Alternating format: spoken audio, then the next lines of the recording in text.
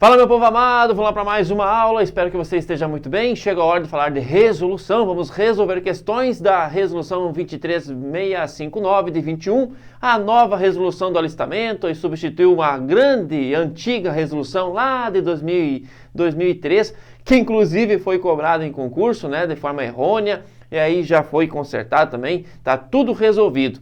E eu preparei 10 questões, então, para nós analisarmos aí o que poderá vir na nossa prova sobre esta resolução. Moçada, não tem questão de concurso, não tem questão de banca, tá? Por isso que nós tivemos que criar do zero essas 10 questões, claro, dentro do nosso edital, dentro do nosso conteúdo, para você então se preparar. E aquele recadinho de sempre, por favor, resolva as questões. Resolva as questões. Mais uma vez, resolva as questões antes de vir para cá. De preferência, resolva as questões, já procure dar uma olhada na resolução, onde está lá a resposta. Eu vou indicar para você, eu vou mostrar por que está certo, por que está errado. Mas esse exercício ele é um exercício muito bom para que você vá fixando o conteúdo, tá bom? Tá comigo? Então vamos lá, moçada, ó. Mais uma aula aqui comigo, espero que você esteja muito bem. A resolução 23659 é uma resolução muito importante, né? Ela trata hoje das 4 principais operações, aquilo que você vai fazer lá no TRE e também no TSE, que é trabalhar com alistamento, transferência, revisão, segunda via, né? Notadamente quem vai assumir em cartórios, né? Isso vai ser quase que todo dia. Claro que tem aquele período de 150 dias antes do pleito que não se há de falar em alistamento, revisão e transferência. A única operação que permanece é a segunda via. Mas enfim, passado esse período, basicamente o que você vai trabalhar, o que você vai fazer aí, além de outras situações, é trabalhar com alistamento eleitoral, tá bom? Por isso essa resolução é tão importante para ti. Vamos lá, moçada, ó, a primeira questão está na tela e ela diz assim, ó, conforme a resolução 23659 de 21 do TSE, que trata sobre a gestão do cadastro eleitoral e serviços correlatos, julgue o item a seguir. Isso aqui é um cabeçalho que eu montei, basicamente, né, seguindo aí o que nós temos na nossa banca, né. O acesso a informações constantes do cadastro eleitoral por instituições públicas e privadas e por pessoas físicas se dá ou se dará apenas em conformidade com a resolução do TSE que tratar do acesso a dados constantes dos sistemas informatizados da Justiça Eleitoral. Isso aqui é já para informar você que a Justiça Eleitoral é uma das justiças mais digitalizadas, né? Ela está sempre na vanguarda aí, obviamente com sistemas operacionais, com sistemas que são estudados, implementados, né, nas urnas eletrônicas, enfim, com a questão aí da propaganda eleitoral, que hoje é muito forte, né, na internet, obriga a Justiça Eleitoral a estar se adaptando, né, criando apps para você acompanhar as eleições aí na palma da mão, tendo o e-título, né, hoje ninguém mais usa, ninguém não, né, boa parte aí do pessoal que está usando o e-título, né? Então, a Justiça Eleitoral sempre esteve à vanguarda, né, nessa questão de tecnologia. Agora, tem uma coisa que não muda. O banco de dados, aquele ouro que está guardado lá pelo TSE, o banco de dados, os nossos dados, o banco de dados da Justiça Eleitoral é muito valioso. Todo mundo fica de olho, né? Inclusive já tivemos situações onde empresas que lidam com cadastro, né, lidam com proteção ao crédito, queriam comprar, literalmente fizeram uma proposta para comprar o banco de dados da Justiça Eleitoral, porque é um banco de dados muito robusto, né? Nome, CPF, endereço, enfim. Cara, tem tudo lá, né? Todas as nossas informações estão lá no banco de dados da Justiça Eleitoral. Então é um ouro, quem trabalha com informação sabe isso, né, e que isso tem muito valor. E à época a ministra Carmen Lúcia, que era a então presidente, né, refutou, não tem nada para vender aqui, inclusive, né, foi criada uma resolução proibindo toda e qualquer venda de informações, né, do banco de dados, que inclusive hoje temos aí de forma expressa na nossa resolução, né, que não pode ser feita comercialização, que é o banco de dados que tem que ser preservado e que precisa seguir uma lei muito importante, chamada LGPD, a Lei Geral de Proteção de Dados. Então veja, no que tange a informações, pessoal, constantes no nosso cadastro, né? Não é só a resolução, não é só a resolução do TSE que eu tenho que obedecer. Então esse apenas eu coloquei aqui, ó, para chamar a tua atenção, porque eu preciso também seguir a chamada LGPD, tá? Todo e qualquer acesso a informações, todo e qualquer acesso a informações do cadastro eleitoral precisa seguir o que está na LGPD, na Lei Geral de Proteção de Dados, e também nas resoluções do TSE. Aí sim, aí você fecha a questão. Quando eu coloco assim, eu só preciso obedecer a questão envolvendo as resoluções do TSE, é óbvio que essa questão está muito fraca, né? Eu não posso ficar com esse ouro guardado e protegido apenas por resolução. Eu tenho que seguir a lei, e a lei que está posta, né? Que inclusive hoje é direito fundamental, meu, seu, está lá no artigo 5º, né, na Constituição Federal, no seu último inciso, no 79. Ou seja, a proteção às informações pessoais é direito fundamental. E qual é a lei que trata disso? A Lei Geral de Proteção de Dados. Então, quando for falar de acesso a informações, né, acesso a informação, eu preciso obedecer LGPD e resolução do TSE. Pronto. Artigo 10, se não me engano, né, lá da nossa resolução, começa com essa informação. Beleza, Franco, já foi então a primeira. Eu não vou ler aqui, pessoal, o cabeçalho, porque ele se repete, né? Ele só está ali para deixar mais formal a nossa questão. Mas, enfim, é basicamente o mesmo modelo, o mesmo estilo da nossa banca, tá? Então eu só vou ler a assertiva, para nós ganharmos tempo aqui. Vamos lá. A suspensão dos direitos políticos não obsta à realização das operações de cadastro eleitoral, inclusive ao alistamento, logo após o qual deverá ser registrado o código ASE, que indique o impedimento ao exercício daqueles direitos. Vamos lá, moçada. Primeiro de tudo, eu tenho algumas informações aqui, né? Que tipo de operação são essas? Quando nós falamos em operações previstas na nossa resolução, você vai sempre lembrar destas aqui, ó. Alistamento, que é a mais importante, é o pontapé inicial, é a partir dali que você começa a ser um cidadão ou cidadã brasileiro, é com o título de eleitor, é com o alistamento eleitoral que você entrega a cidadania brasileira. Não é o RG, não é o CPF, não é o passaporte, é o título de eleitor, é com alistamento eleitoral. Então ele é o pontapé, ele é o início do que nós chamamos de procedimento, processo eleitoral, tá? Então é o alistamento, é o principal ato, com certeza. Daí, uma vez alistado, você pode pedir transferência, né? A transferência de título. Aí nós temos ainda a revisão de título. Não confunda a revisão de alguns dados do seu título com a revisão do eleitorado. Nós vamos falar de revisão do eleitorado, tá no edital. Mas cuidado, hein? Revisão do seu título é uma coisa, revisão do eleitorado é outra, tá? Revisão, nesse caso, é uma operação. E a famosa segunda via, né? Lembre-se que aquele prazo que eu falei para vocês, o prazo de 150 dias, ele é válido, pessoal, apenas para essa aqui, ó. Até 150 dias antes do pleito. Eu só posso pedir alistamento eleitoral, pedir transferência, ir lá para consertar algum documento. Quero trocar o nome social, quero trocar alguma informação que está errada no meu título, fazer uma revisão do meu título. Eu posso fazer isso? Posso, mas até 150 dias antes do pleito, tá? A segunda via é interessante, porque ela pode ser feita a qualquer tempo. Olha aqui, ó, a qualquer tempo, né? Não respeita o prazo de 150 dias. Então, se caísse para você, todas as operações deverão ser suspensas, faltando 150 dias do pleito. Tá errada a questão. Lembre-se da segunda via, tá? Mas, Franco, ninguém vai lá pedir segunda via porque, cara, tu não consegue votar só com o título. Então, na verdade, o título não serve para nada. Sim, o título não serve para nada. O título papel, né? Ou seja, o título documento, ele não serve para você votar. Porque o título, papel, ele não tem foto, né? Então você não pode votar só com o título, porque tu tem que ter um documento com foto. Então você vota com a carteira de motorista, mas você não vota com o teu título. Impressionante isso, né? Mas é o Brasil, então o título de eleitor não serve para você votar, tá? Ou é o e-título com foto, ou é qualquer outro documento com foto. Joia. Então a necessidade de portar esse título caiu por terra.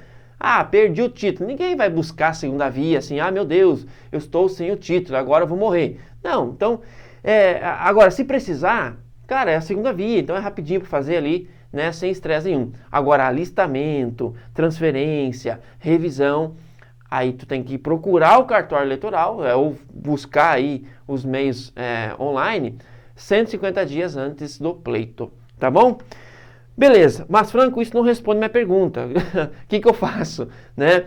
Então, a suspensão dos direitos políticos não obsta à realização das operações.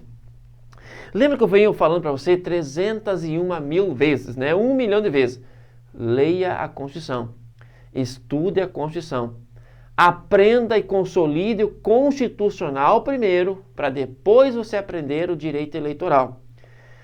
Situação como essa, você precisa saber quais são as situações que geram suspensão e onde estão previstas, né? Claro que a resolução vai afirmar para você a suspensão do direito político não obsta, né, o alistamento, a suspensão do direito político não obsta a transferência. Ok, a resolução vai falar para você. Agora tu parou para pensar que a banca pode ser mais esperta e colocar uma situação que gera a suspensão e falar assim para você, olha, nesse caso concreto, o Tício pode fazer o título? O Tício pode pedir transferência? Aí tu vai dizer, não, ele pode, porque nessa situação concreta vai gerar a suspensão do seu direito político, mas a suspensão do direito político não obsta o alistamento. A suspensão do direito político não obsta a transferência, entendeu? Então tu tem que saber quais são as situações que geram suspensão. E é muito fácil, cara, é só você ir lá no artigo 15 da Constituição Federal. Lá nós temos 5 situações que podem gerar perda ou suspensão. E a doutrina, juntamente com a nossa legislação eleitoralista, determina que a única forma de perda do direito político é quando você deixa de ser brasileiro. A perda da nacionalidade gera, por consequência lógica, a perda dos direitos políticos. Aí sim, gente, ó, a perda dos direitos políticos obsta ao alistamento. A perda dos direitos políticos obsta à transferência. A suspensão, não. Tu não pode votar, mas pedir transferência você pode. Entendeu? Não é porque o teu direito político está suspenso que você não pode votar e nem ser votado, que você não possa procurar um cartório e pedir transferência de título. Entendeu? Porque você vai se mudar para deixar tudo organizado, certinho. Ok. Então você pode pedir alistamento, pode pedir transferência, mesmo estando com os direitos políticos suspensos.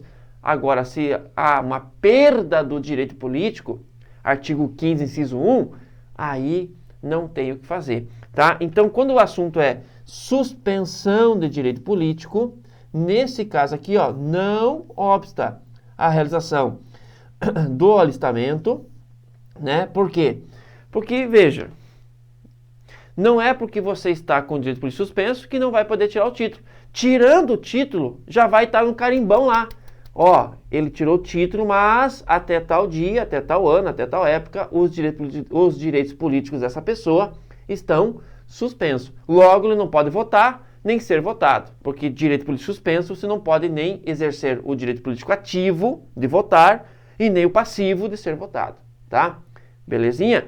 Então, nesse caso, a suspensão dos direitos políticos não obsta à realização das operações de cadastro eleitoral, ok, nenhuma delas, inclusive alistamento. Eles vão colocar o que lá para você? Eu tenho certeza, ó. Eles vão colocar o quê? Salvo, né? Salvo o alistamento.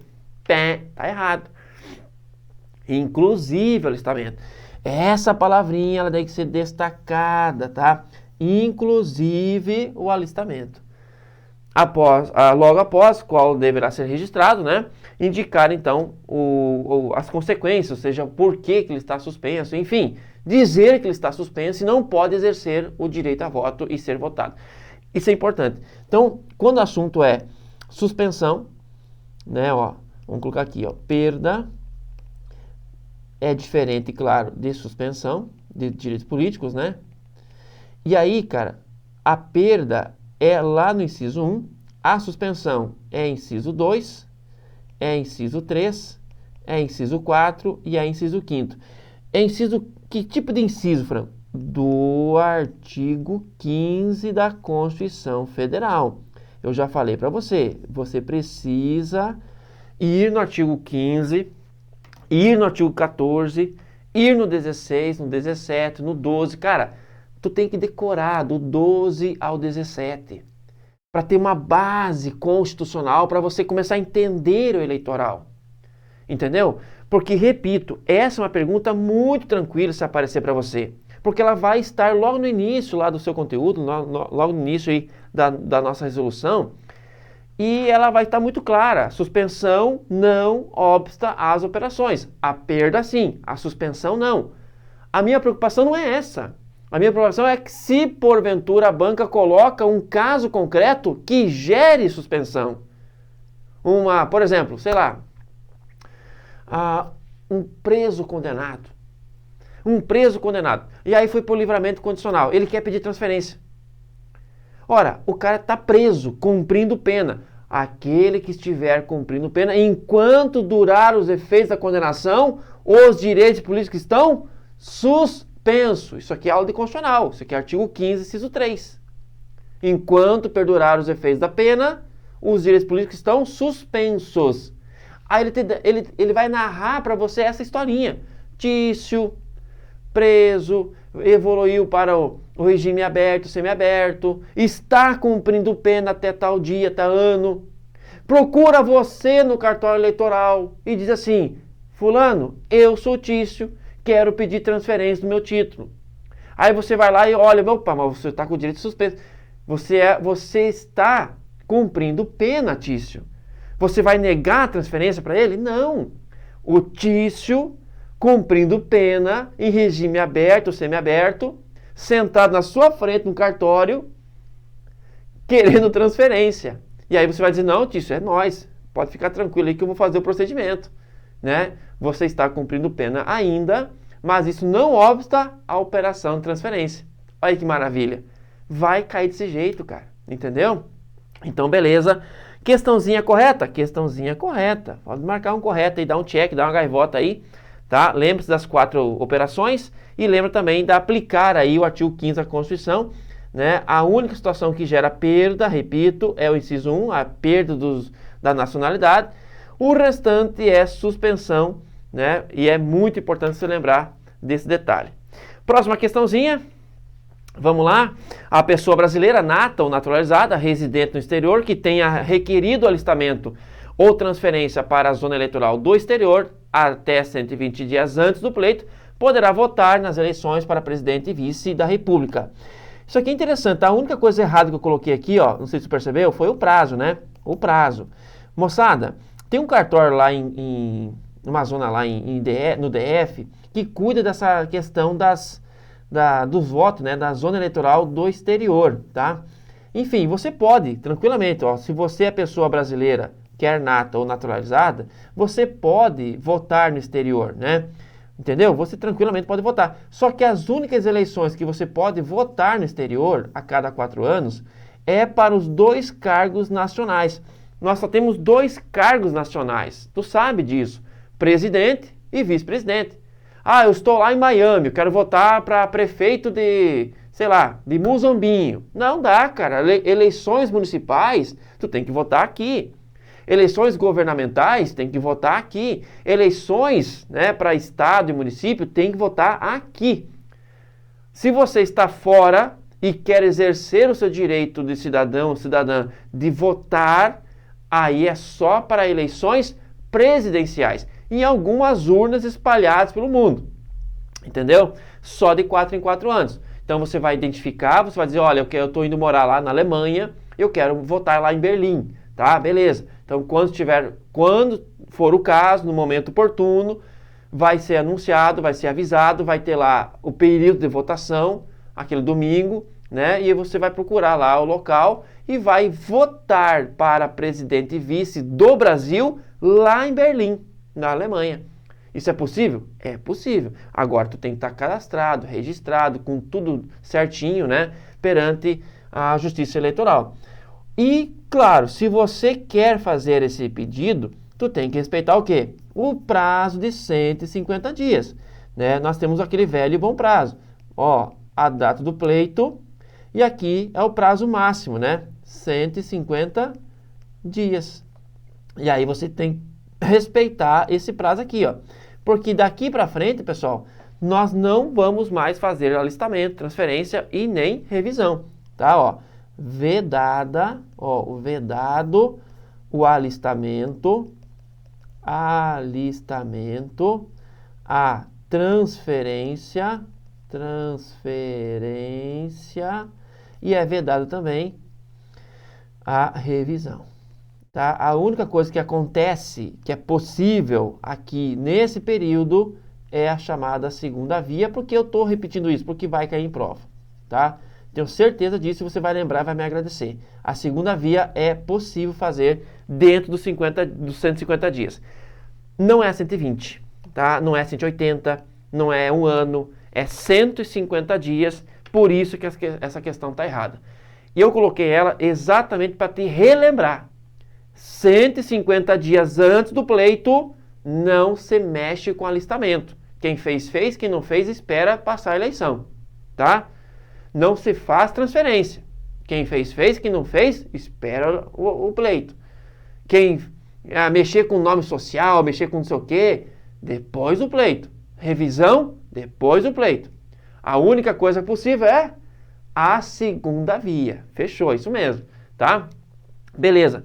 Bom, nesse caso, é a questão de você poder votar no exterior, tá? E não é o voto de trânsito, tá, pessoal? Não tem nada a ver com voto de trânsito. É o voto do brasileiro que vota no Brasil, que tem título eleitoral no Brasil, que está morando no exterior e pede para votar lá. Só tem que saber que, primeiro, tem que verificar se lá no país que você vai morar tem a zona eleitoral, tem uma urna, tem uma sessão eleitoral lá, onde que é, né? Onde que é, e só vai poder votar de 4 em 4 anos nas eleições presidenciais. Ponto. É isso que tem que lembrar, tá bom? Então, questãozinha errada por causa do prazo, não é 120 dias e sim 150 dias antes do pleito. Beleza? Muito bem. Próxima questão. Para fins de fixação do domicílio eleitoral, no alistamento e na transferência, deverá ser comprovada a existência de vínculo residencial, afetivo, familiar, profissional, comunitário ou de outra natureza que justifique a escolha do município. Bom, aqui é o seguinte, moçada. Eu coloquei essa questão mais para lembrar você que há uma grande diferença entre domicílio civil ou residencial e o domicílio eleitoral. O que é requisito de elegibilidade é o domicílio eleitoral. Tu tem que provar 6 meses antes, lembra? Para você pedir transferência, tu tem que provar algum vínculo com aquela nova cidade, com o novo município. E não é apresentar uma conta de luz, não é apresentar uma conta de água, tão somente. É apresentar qualquer vínculo. Vínculo afetivo, arrumei uma namorada, tá lá, tô namorando, tô noivo, vou casar e mora lá. Então, um vínculo afetivo, comprovar isso. Ó, meu pai e minha mãe moram lá, então um vínculo familiar. Ó, eu fui transferido da firma, né? Vou assumir um cargo lá na filial lá daquela cidade. Então, é um vínculo profissional, funcional. Tudo isso vale. Claro que se você levar uma conta de água, uma conta de luz, você vai provar o vínculo residencial, né? Com animus morandi. É o melhor de todos, não é? Mas não é o único.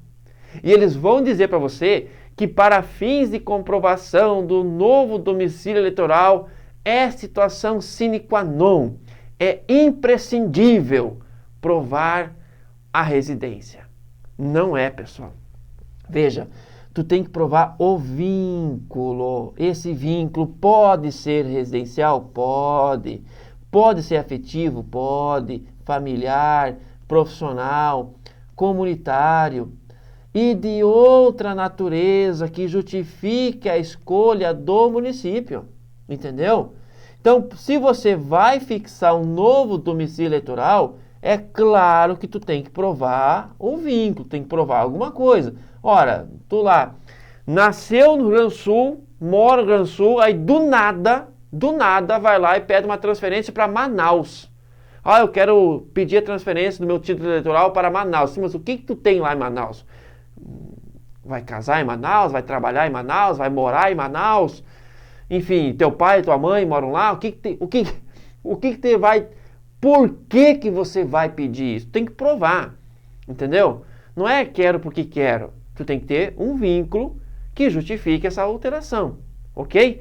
E aí qualquer vínculo, veja que a lei a norma não prejudica, não limita, né, apenas a residência. Qualquer vínculo já ajuda e já comprova a Justiça Eleitoral.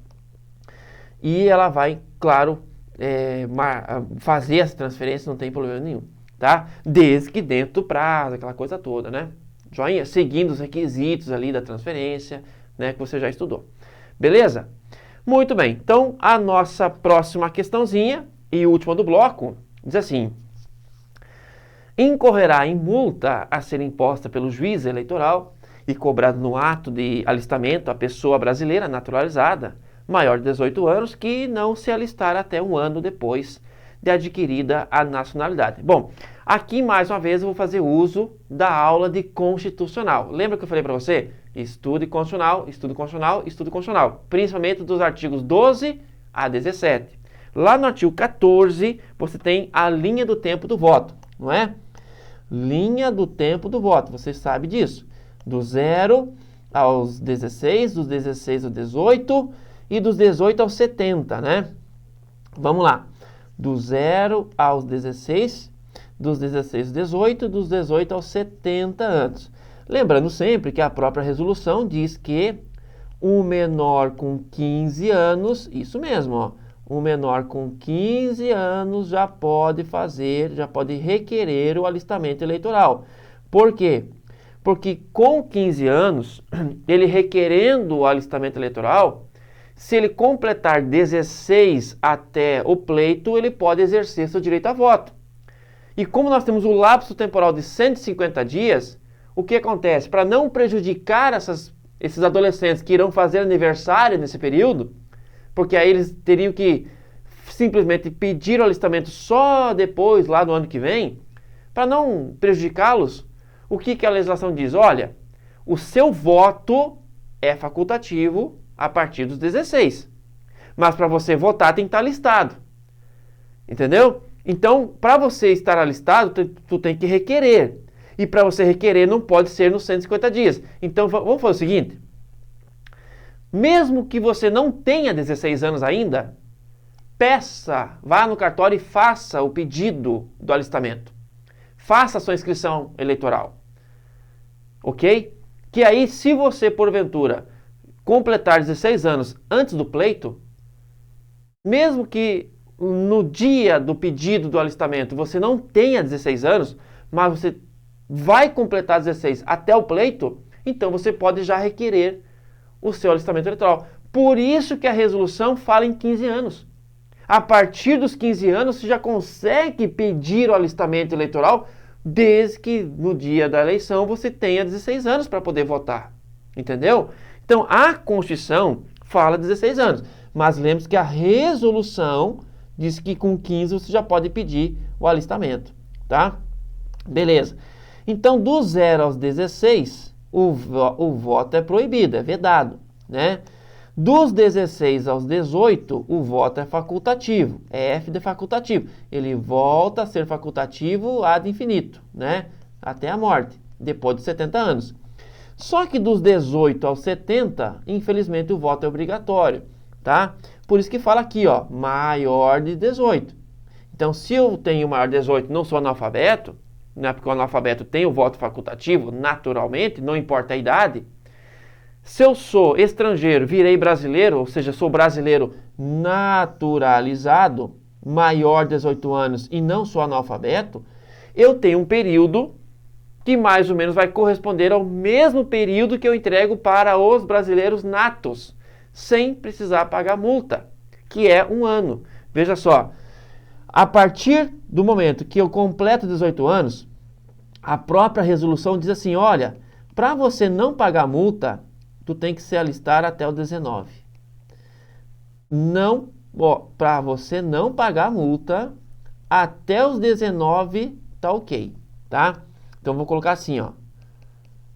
Pode pedir o alistamento com 15 anos e com 19, prazo final sem multa, né? Já que com 18 tu tem que se alistar. Se não se alistou com 18, no máximo até os 19 tu tem que entrar no cartório eleitoral e fazer o registro, pedir o alistamento eleitoral, tirar o título, né? Sem pagar multa, sem pagar multa. A mesma coisa acontece com um brasileiro naturalizado. Ou seja, se eu me tornar um brasileiro, né? Brasileiro naturalizado, para não pagar multa, 1 ano.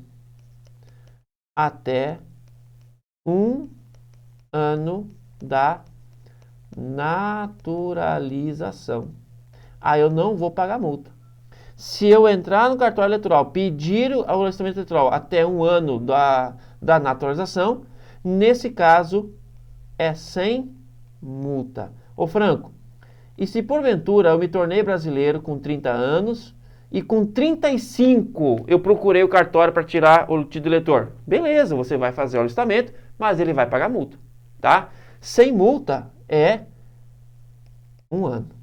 Então, se você virou brasileiro com os 30 anos, com 31 no máximo, né? Ou seja, 1 ano depois, no máximo, tu tem que procurar o cartório eleitoral, tá bom? E aí, claro, nessa questão aqui, a questão está correta, incorrerá em multa a ser imposta, né, pelo juiz eleitoral. Então, o juiz eleitoral é o responsável competente para aplicar a multa, cobrada no alistamento, ok? A pessoa brasileira naturalizada, maior de 18 anos, que não se alistar até 1 ano depois, né, de adquirida a nacionalidade brasileira. Então, até 1 ano da naturalização. Aí é sem multa. Fechou, é nóis. Questãozinha correta. Tá bom? Moçada, é isso. Espero que você tenha entendido. Mais uma vez, resolva as questões. Procure na resolução onde elas estão. Aí você vai lendo, relendo, vai lendo e relendo. E aí está a beleza do estudo por questões, né? Você aprende fazendo. Leia a resolução. A resposta está lá. Tá bom? Um abraço, fique com Deus. Até a próxima.